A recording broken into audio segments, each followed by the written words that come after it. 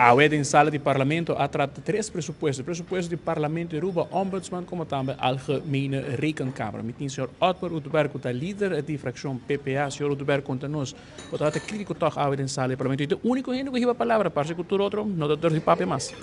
Bom, prometo que tu infelizmente, sim, verdade, há em sala de parlamento, mirando que nós trata eigenlijk pressuposto de maneira o mundo riba sua cabeça, você pode trata certo parte de pressuposto, prometo que tem ramware de pressuposto nacional mesmo aprovar, então nós vamos ter hecho que nós está sostener e três pressupostos aqui, para órgão aqui para funcionar independente, maneira que nós está desejar para funcionar, pero que naturalmente sabe que não tem conclusão para o que trata de pressuposto nacional, com maneira a fração de PPA e acaba bisa, nós não lo duna um sostén, nós não lo duna nos aprovação na um pressuposto que não tem recorte na gasto na cortado em che conforme tu promessa na kawar hasi de tu fração que tu tem no parlamento awe de temporada de campanha algum luna passar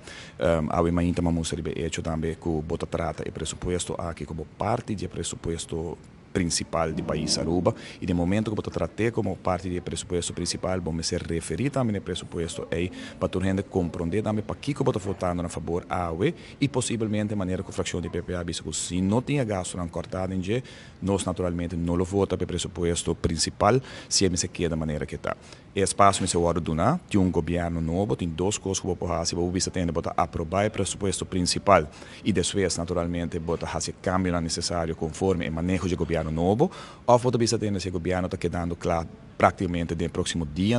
vou ver se botar guarda rato, espaço tem de lei de contabilidade para apresentar um pressuposto novo a base de manejo novo que também tem de governo que também sinta. E também um manejo totalmente diferente, porque nós tursa que cultura agora discutida em última eleição, que o pressuposto lo vai cambiar drasticamente e tem o cambio drástico aqui, nós de fração de PPA premira que o bonopor cumpre que promessa na base de campanha, aumento de pensão de nos grandes, bonopor vai dar uma remédio na back na nos gente na de verdade porque cumpre que lista positiva de AZV e naturalmente outro promessa na agora assim em campanha, se bom não percurar para o pressuposto do país Aruba tem recorte necessário para não ter de com medida contra o povo.